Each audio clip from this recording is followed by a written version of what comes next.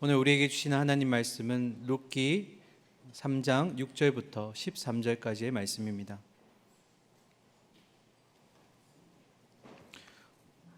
구약 성경 404면에 있습니다.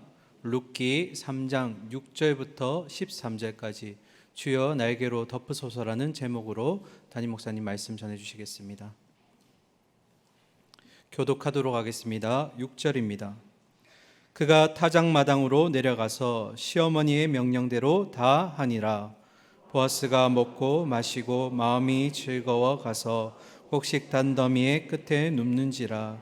룻이 가만히 가서 그의 발치 이불을 들고 거기 누웠더라. 밤중에 그가 놀라 몸을 돌이켜 본즉 한 여인이 자기 발치에 누워 있는지라. 이르되 내가 누구냐 하니 대답하되 나는 당신의 여종 룻이오니 당신의 옷자락을 펴 당신의 여종을 덮으소서. 이는 당신이 기업을 물을 자가 됨이니이다 하니 그가 이르되 내 딸아 여호와께서 내게 복 주시기를 원하노라. 내가 가난하겐 부하겐 젊은 자를 따르지 아니하였으니 내가 베푼 인애가 처음보다 나중이 더하도다. 그리고 이제 내 딸아 두려워하지 말라. 내가 내 말대로 내게 다 행하리라. 내가 현숙한 여자인 줄을 나의 성읍 백성이 다 아느니라. 참으로 나는 기업을 물을 자이나 기업 물을 자로서 나보다 더 가까운 사람이 있으니 이 밤에 여기서 머무르라. 아침에 그가 기업 물을 자의 책임을 내게 이행하려 하면 좋으니 그가 그 기업 물을 자의 책임을 행할 것이니라. 만일 그가 기업 물을 자의 책임을 내게 이행하기를 기뻐하지 아니하면 여호와께서 살아계심을 두고 맹세하노니 내가 기업 물을 자의 책임을 내게 이행하리라. 아침까지 누워 있을 지니라 하는지라. 아멘. 할렐루야. 우리 오랜만에 이 인사로 한번 했으면 좋겠는데요. 나는 5달란트 받은 명품 성도입니다. 나 자신에게 우리 믿음의 선포를 하겠습니다. 시작. 나는 5달란트 받은 명품 성도입니다. 할렐루야. 한 번 더 하는데 우리 양 옆에 좌우 앞뒤는 좀 어렵겠지만 이렇게 인사하겠습니다. 우리는 5달란트 받은 명품 교회입니다. 우리는 5달란트 받은 명품 교회입니다. 할렐루야. 우리가 하는 선포는 그리스도인 안에는 비밀이 있기 때문에 우리가 하는 선포가 그대로 이루어질 줄로 믿습니다. 여러분, 왕자와 공주가 나오는 동화를 보시면 늘 어김없이 맨 마지막 엔딩이 이렇게 끝이 납니다. 어떻게 끝이 나냐면 그래서 왕자와 공주는 오래오래 행복하게 잘 살았답니다. 저도 어렸을 때 참 이런 얘기를 많이 들었는데 아마 꿈과 희망을 주기 위한 이런 끝맺음이 아닐까 하는 생각이 들어요. 근데요, 제가 이 얘기를 살아보다 보니까 이게 가짜인 거예요.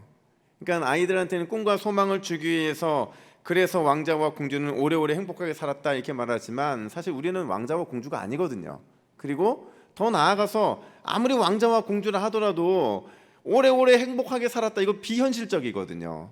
이걸 어떻게 하면 어른한테 좀, 그러니까 어른의 세계관으로 봤을 때 이 마무리를 어떻게 엔딩을 하면 좋을까 생각을 하다가 제가 이렇게 바꿔봤는데 한번 여러분 공감이 되는지 한번 보세요. 왕자와 공주는 콩깍지가 씌인 딱 1년만 행복하게 살았다. 공감되시죠? 또 하나는 보세요. 왕자와 공주는 맞벌이 생활로 점점 지쳐갔더라. 또 왜 한숨을 쉬세요? 왕자와 공주는 사소한 일로 매일같이 지지고 볶고 원수처럼 싸웠더라. 아멘 하신 분도 계신데 이건 아멘은 일은 아니고요.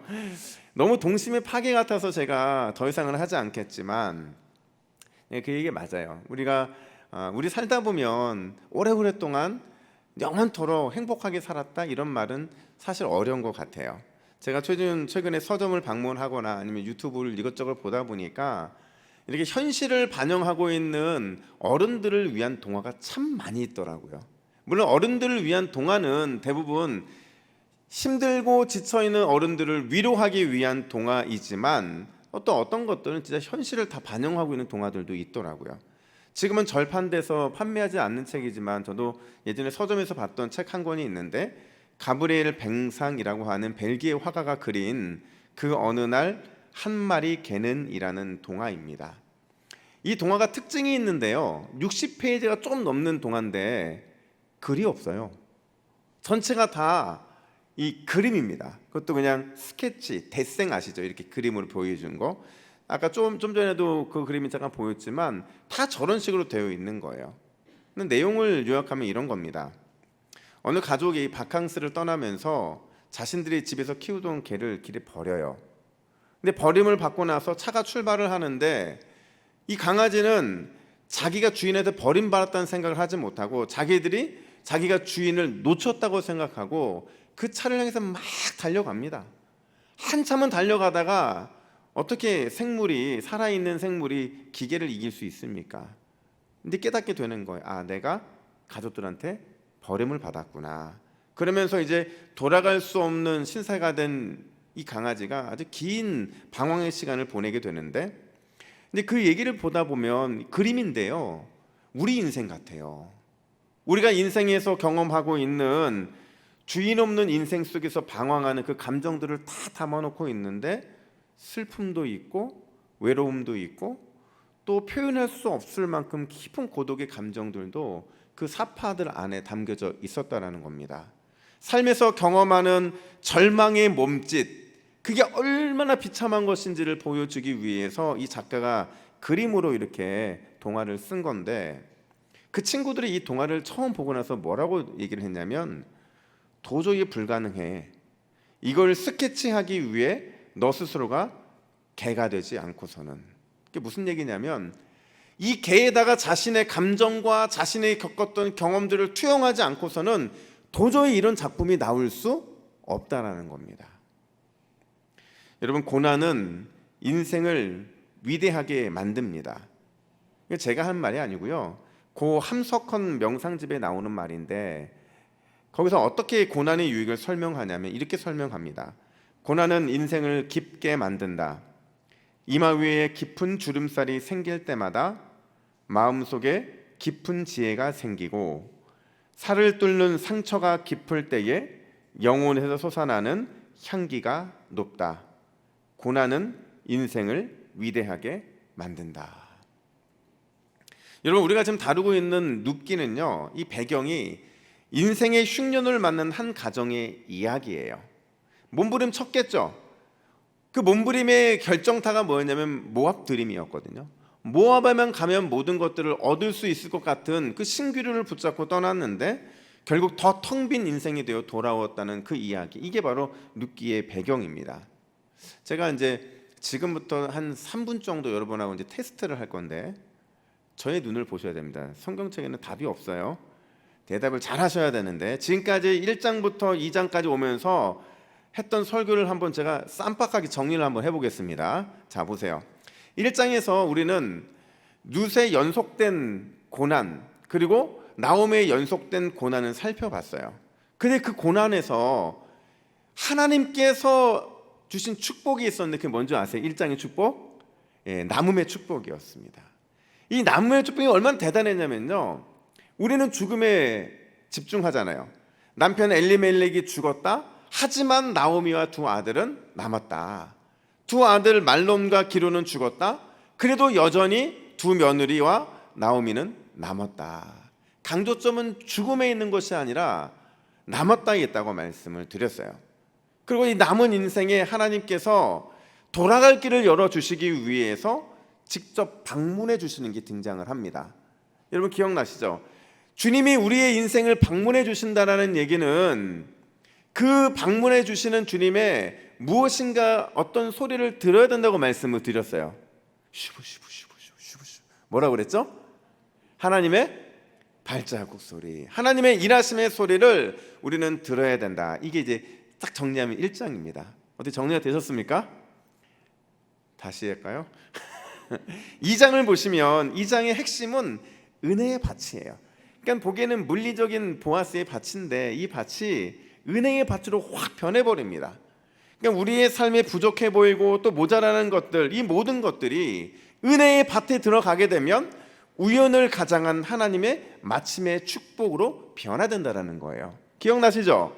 그러면서 우리가 인생 밭이 은혜의 밭이 될 것을 기대하면 하나님께서 반드시 헤세드의 축복, 바꿔 말하면 약속된 하나님의 서프라이즈, 그게 우리 인생을 기다리고 있을 것이다. 제가 이렇게 권면을 해드렸습니다. 자, 오늘 본문에 속한 이제 3장에 들어가게 되는데, 이 3장에 들어가기 바로 직전 상황을 좀 우리가 살펴봐야 되는데, 2장 23절 말씀을 같이 볼까요? 2장 23절입니다. 시작.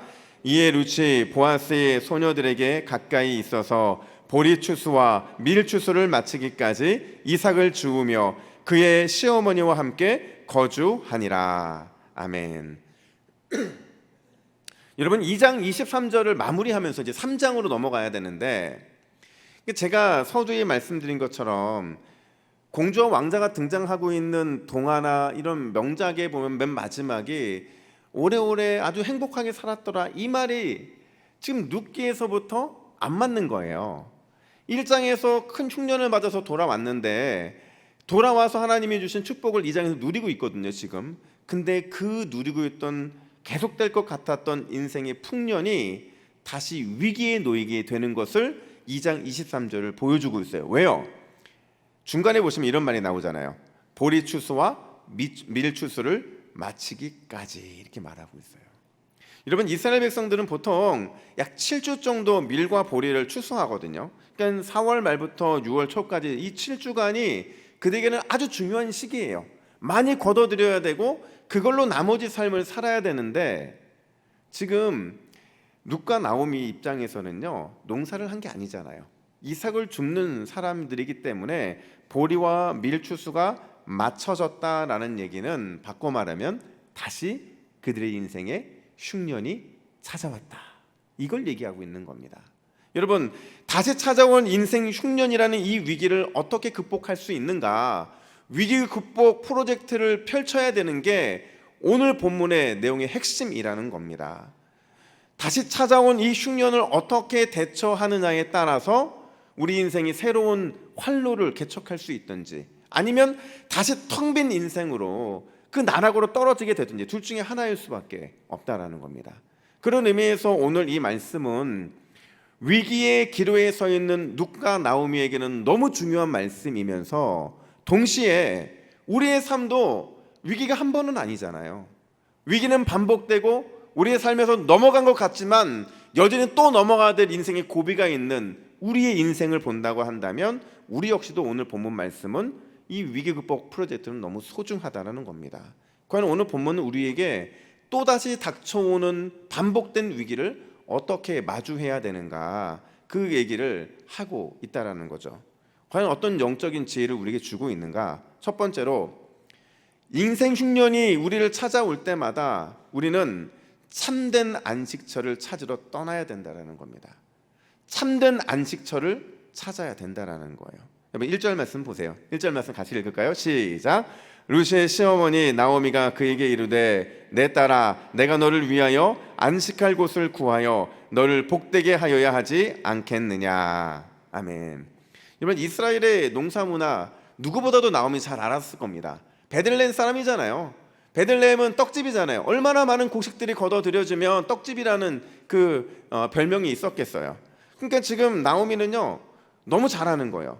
어떻게, 언제, 어떤 소치를 거쳐주고 어떻게 살아가는 건 너무 잘 알기 때문에 이 7주간 그들이 누리고 있는 이 호사, 이 풍년, 너무 감사했죠. 너무 행복했죠. 너무 기뻤죠. 하지만 나오미의 한쪽 가슴에는 어떤 마음이 있냐면, 이 추수가 끝나고 나면 우리가 어떻게 살아야 되는가, 그 불안함이 그 마음에 있었던 겁니다. 추수가 끝날 때 그때까지 기다리지 못해서 고민하고 또 고민하면서 인생 흉년을 근본적으로 해결할 방법은 진짜 없는 것일까, 그 고민을 참 많이 하게 된 것 같아요. 사실 여러분, 어느 날 우리가 생각할 때 우리는 이것만 있으면, 또 이것만 있으면 안정된 삶을 살 것 같잖아요. 실제로 살 수 있습니다. 어느 정도 안정된 삶을 살 수 있어요. 그 당시에 이스라엘 백성들도 안정된 삶을 위해서는 딱 두 가지가 필요했는데, 하나는 토지였어요. 땅. 농사지을 땅이 있으면 그들은 행복, 또 안전한 삶을 살 수 있다고 확신했어요. 여기다 하나 더 붙어야 되는데 그게 뭐냐면 자식입니다. 자식 중에서도 아들. 이 토지와 아들만 있으면 약속의 땅 가나안 땅에 살아가는 것은 어렵지가 않았어요. 문제는 둘 중에 하나가 없을 때 문제가 늘 발생하거든요. 여러분 생각해 보세요. 지금 룻과 나오미는 둘 중에 뭐 있어요? 아무것도 없잖아요. 과부였고 빈털터리로 돌아왔고 땅은 고사하고 아들을 얻는다? 이번 두 과부가 뭘 할 수 있겠습니까? 불가능한 일이었다는 거예요.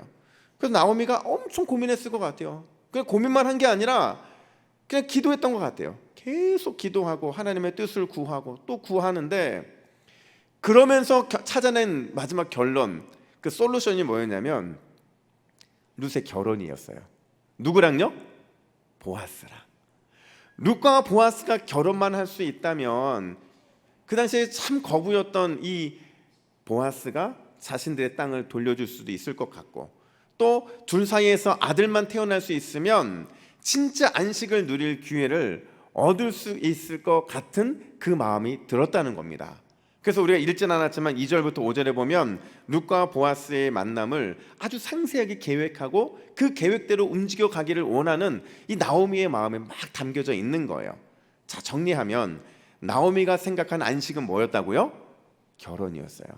룻이 보아스와 결혼만 하면 모든 것이 다 해결될 것 같은 그런 생각을 가졌다는 겁니다.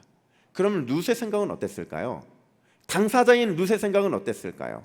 룻도 결혼만 하면, 유력자인 그 사람과 결혼만 하면 자기 인생이 진짜 시온의 대로 같이 쫙 열릴 것 같은 그런 인생을 계획하고 그 인생을 꿈꿨을까요? 아니에요. 룻의 생각은 전혀 달랐습니다. 룻은 단순히 내가 누군가와 결혼을 해서 토지를 돌려받고 또 누군가와 결혼을 해서 아들을 낳는다고 해서 자신의 인생에 진정한 안식이 찾아올 것이라고 그렇게 생각하지 않았다는 거예요. 그럼 무엇으로 그는 진정한 안식을 추구하고 또 안식을 얻을 수 있다고 생각했느냐? 9절 말씀 보세요. 이 9절 말씀이 너무 중요한데 형광펜 갖고 계신 분들은 밑줄 쫙 치고 뭐 별표 5만 개 뻥뻥 뚫으셔야 돼요. 이게 룻기의 핵심입니다. 우리 9절 말씀 같이 읽습니다. 시작. 이르되 내가 누구냐 하니 대답하되 나는 당신의 여종 룻이오니 당신의 옷자락을 펴 당신의 여종을 덮으소서. 이는 당신이 기업을 물을 자가 됨이니이다 하니. 아멘. 중요한 단어가 뭐냐면요, 옷자락을 펴서 당신의 여종을 덮어달라. 이게 첫 번째. 두 번째는 기업을 물을 자. 이게 두 가지. 이 두 가지가 아주 핵심적이고 너무 중요한 건, 이걸 하나를 묶으면 이런 겁니다.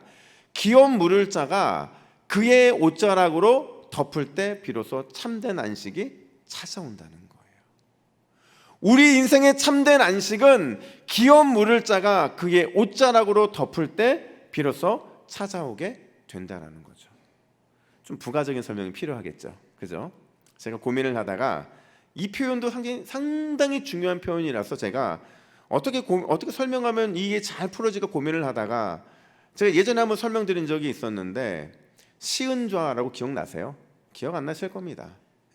기억나시면 뭐 대단하시지만, 이 시은좌가 뭐냐면 그러니까 자비의 자리, 은혜가 베풀어지는 자리라는 거예요.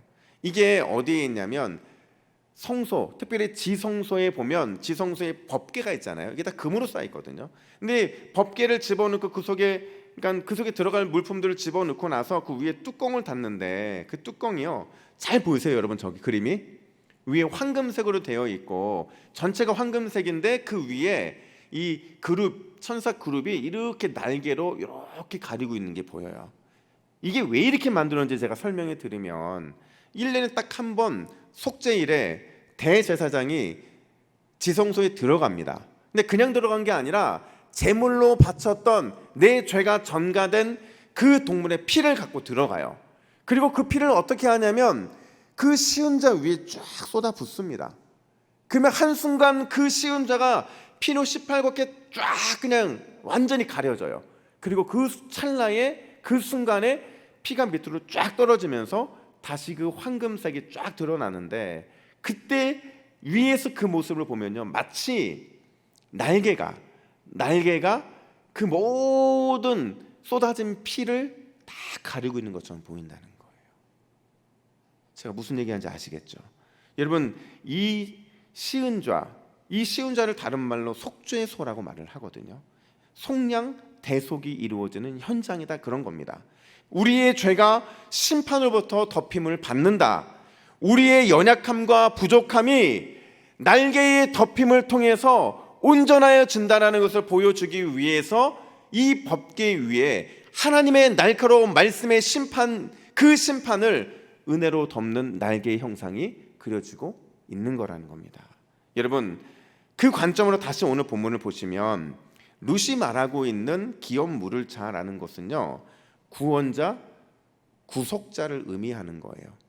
기업 묻는다는 게 뭐냐면 누군가의 넘어짐, 누군가의 가난함, 누군가의 고통, 누군가의 아픔을 구원해내는 것, 그게 바로 기업 물을 자라는 의미의 뜻이거든요. 그렇다면 옷자락은요, 옷자락의 원래 의미는 원어로 보면 날개라는 뜻이에요. 날개. 우리가 지금 봤던 거잖아요. 이걸 종합해보면 이런 겁니다. 룻이 생각한 진짜 참된 안식은 뭐냐?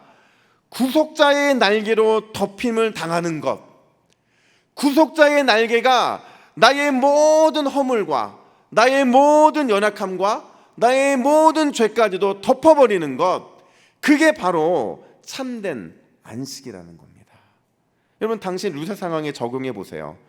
모압 사람이었잖아요. 여자였잖아요. 과부였잖아요.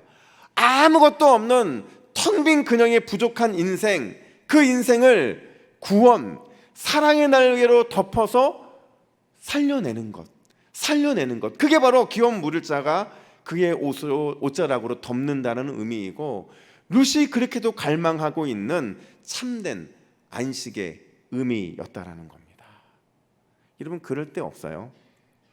우리 인생이 너무 힘든데, 너무 내 힘으로 할 수 있는 게 아무것도 없을 때 그냥 하나님 앞에서 우는 거예요. 그냥 마냥 우는데 그냥 마냥 울 수는 없어요. 여러분, 진짜 마음이 동해서 마음이 막 갈급해서 기도할 때는요, 그냥 기도가 아니고요, 막 그냥 이렇게 우는 기도합니다. 우리 다 그런 기도 해봤던 기억이 있잖아요.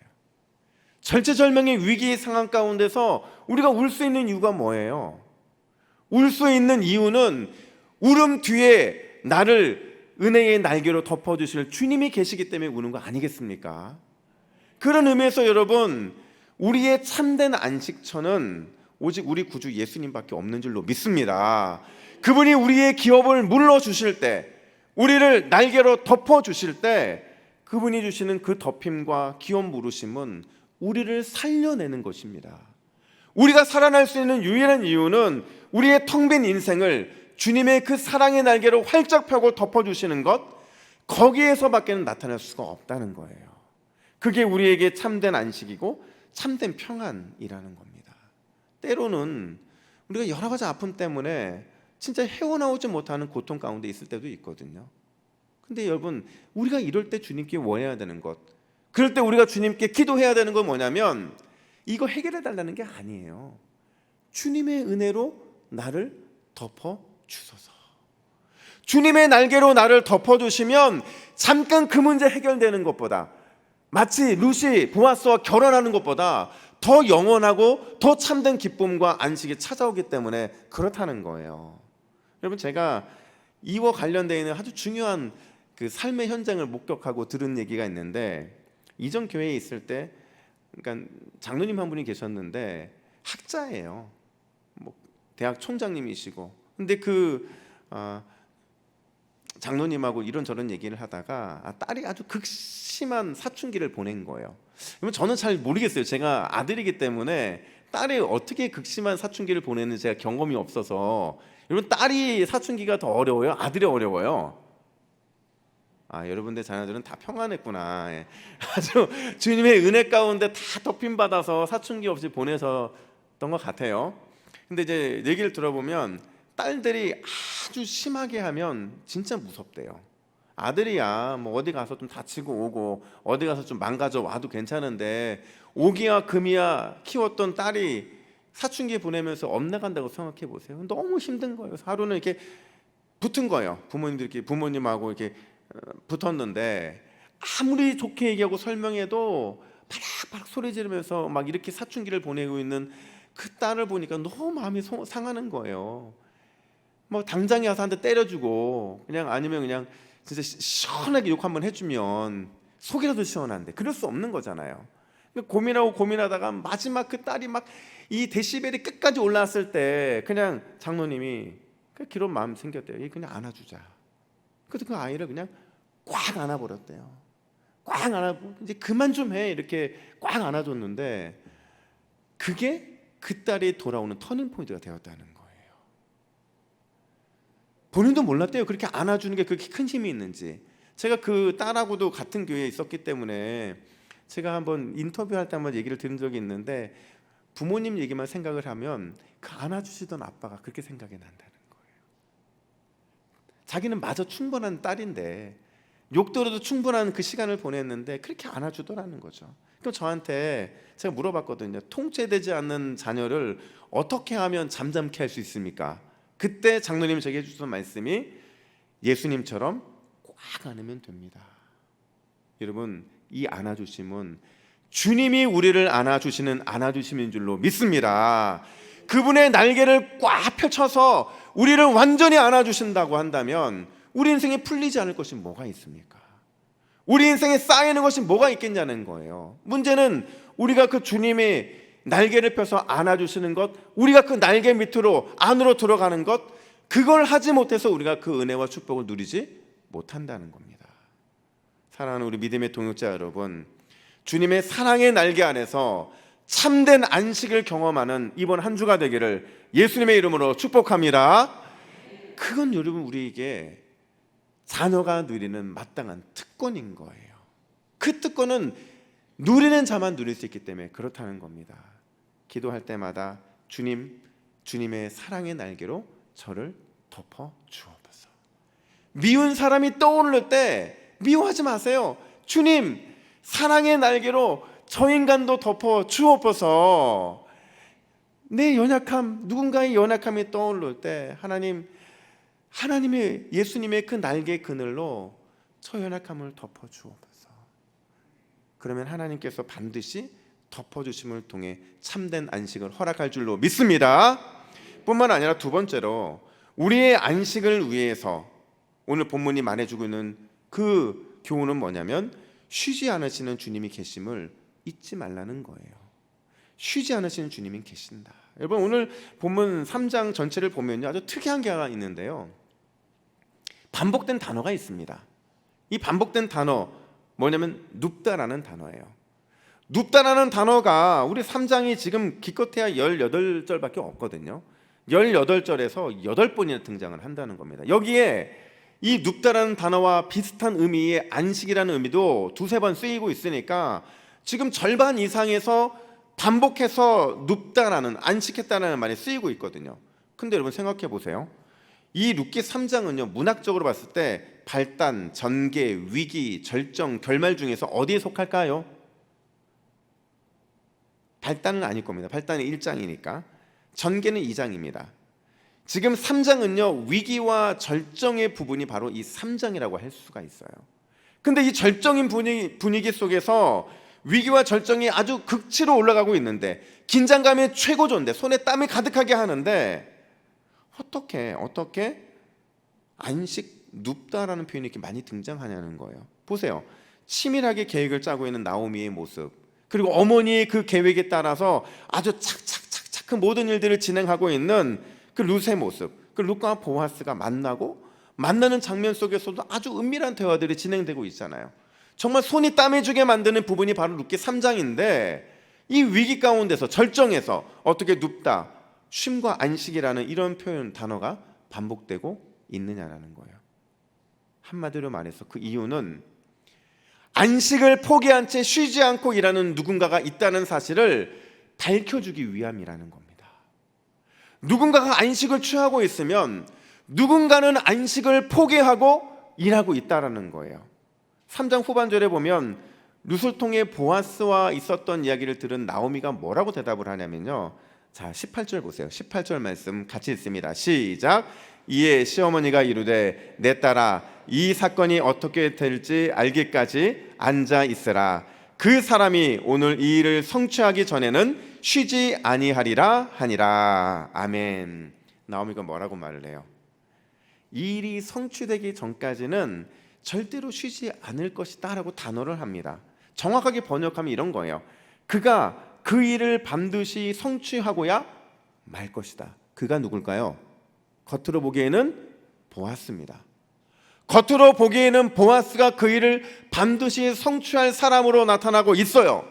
근데요, 이 말을 하기 바로 이전에 나오미가 또 한마디를 하는데 룻을 향해서 이렇게 말합니다. 이 사건이 어떻게 될지 알기까지 어떻게 있으라고요? 앉아 있으라. 이렇게 말을 해요. 여러분, 앉아 있으라는 말, 이 말이 무슨 뜻이냐면 잠잠히 지켜보며 기다리라는 거예요. 누가? 사람은. 룻이라는 사람은 잠잠히 지켜보며 기다리라는 거예요. 왜 그러냐면 누군가가 안식을 포기한 채 일하고 있기 때문이라는 거죠. 그 누구냐면 보기에는 보아스 같아 보이지만 실제로 파고 들어가 보면 보아스를 통해 일하시는 은혜의 하나님, 그분이 바로 안식을 포기한 채 일하는 분이시라는 사실이에요. 여러분, 그분이 안식을 포기한 채 쉬지 않고 일하시기 때문에 우리가 비로소 안식과 쉼을 누리게 되는 줄로 믿습니다. 우리가 아무리 안 쉬고 일해 보세요. 여러분, 예전에 제가 어떤 책에서 보니까 그런 얘기가 있더라고요. 기독교는 7일로 모든 것이 돌아가잖아요. 하나님이 그렇게 만드신 거거든요. 6일 일하고 하루 쉬고 6일 일하고 하루 쉬고. 근데 소련에서, 그러니까 옛날에 소련에서 이걸 깨보고 싶은 거예요. 그래서 일주일 동안 계속 일만 시킨 겁니다. 일이 효율이 너무 떨어지는 거예요. 그리고 이 안식 없이 일한다는 것이 얼마나 허무한 것인지, 얼마나 미련한 것인지를 소련 역사에서 보여주고 있거든요. 이동훈 작가가 쓴 청춘 달력 365라는 책에 보면 그 이렇게 얘기를 합니다. 우리 인생을 고통스럽게 만드는 세 가지가 있는데 그 세 가지가 뭐냐면, 첫째는 과거를 후회하는 것이고, 둘째는 미래를 걱정하는 것이고, 셋째는 현재를 비교하는 것이다. 이렇게 말을 해요. 우리 인생의 가장 큰 적은 뭐냐? 후회, 비교, 근심이라는 거예요. 과거, 현재, 미래에 있어서 후회와 비교와 근심이 우리 인생의 가장 우리 인생을 빼앗는 강도와 같은 존재들인데, 이 세 가지와 만날 때 늘 기억해야 되는 세 가지가 있다. 이렇게 말해요. 그게 뭐냐면, 첫 번째로 믿음의 성도들은 하나님께서 여기까지 도우셨다라는 에베네셀의 하나님, 그 하나님에 대해서 감사해야 된다는 거죠. 과거입니다. 또 믿음의 성도들은 하나님이 우리와 함께 계시다, 즉 임마누엘을 확신해야 된다는 겁니다. 지금 현재죠. 또 믿음의 성도들은 하나님께서 예비하신다라는 여호와 이레의 그 하나님을 찬양해야 된다는 거예요. 미래죠. 여러분, 에베네셀, 임마누엘, 여호와 이레는 우리 성도들로 하여금 하나님의 일하심을 신뢰하고 끝까지 주님의 일하심의 은혜를 누리게 만드는 은혜의 통로라는 겁니다. 여러분, 이번 한 주 우리가 승리하기 위해서 어떤 삶을 살아야 되느냐? 룻과 보아스가 마지막 이런 대화를 나누고 서로 대화가 끊기게 되는데, 13절 하반절 보니까 아침까지 누워 있을지니라. 보아스가 룻에게 한 얘기입니다. 여러분, 보아스는 장차 오실 예수님을 상징하는 거예요. 예수님의 그림자가 보아스거든요. 그럼 룻은요, 그의 신부될 우리들이거든요. 그러니까 이 말은요, 13절 하반절은 아침까지 누워 있을지니라, 이 말은 예수님이 우리에게 하신 말이에요. 공동 번역은 이렇게 번역합니다. 날이 셀 때까지 여기에서 쉬어라. 여러분, 우리가 쉴 수 있는 이유가 뭡니까? 우리 구주 예수 그리스도가 우리의 참된 안식처가 되어 주시기 때문인 줄로 믿습니다. 그분이 은혜의 날개를 우리를 덮으실 때 우리는 거기서 참된 평안과 안식을 누릴 수 있잖아요. 뿐만 아니라 우리가 쉼의 은혜가 가능한 이유는 날 위해서, 우리를 위해서, 우리 교회를 위해서 쉬지 않으시는 주님이 있기 때문인 줄로 믿습니다. 그분이 우리에게 유일한 안식처이자 쉼터가 될 수 있는 이유는 바로 이 두 가지 이유 때문이라는 거예요. 날이 셀 때까지 여기서 쉬어라. 이 쉼의 은혜를 주님의 날개 아래서 나를 위해 일하고 계신, 쉼을 포기하고 일하고 계신 주님의 그 놀라운 은혜 안에서 이번 한 주도 마음껏 누리게 되는 저와 여러분들 되기를 예수님의 이름으로 축복합니다. 아멘. 기도하겠습니다. 하나님 아버지, 우리의 참된 안식처가 되어주시니 감사합니다. 우리 인생은 날마다 반복되는 흉년 인생이지만 그럼에도 불구하고 우리가 안식을 누릴 수 있는 것은 주님께서 우리를 위해 쉬지 않고 일하고 계신 때문인 줄로 믿습니다. 그 믿음으로 참된 안식과 평안을 누리는 이번 한 주가 되게 하여 주시고, 때때로 주님의 날개의 그늘 아래 들어감으로 우리의 삶이 주님 주시는 평안으로 가득 차고 넘칠 수 있도록 인도하여 주시옵소서. 이 모든 말씀 우리의 유일한 소망이 되시는 예수 그리스도의 이름으로 기도하옵나이다. 아멘.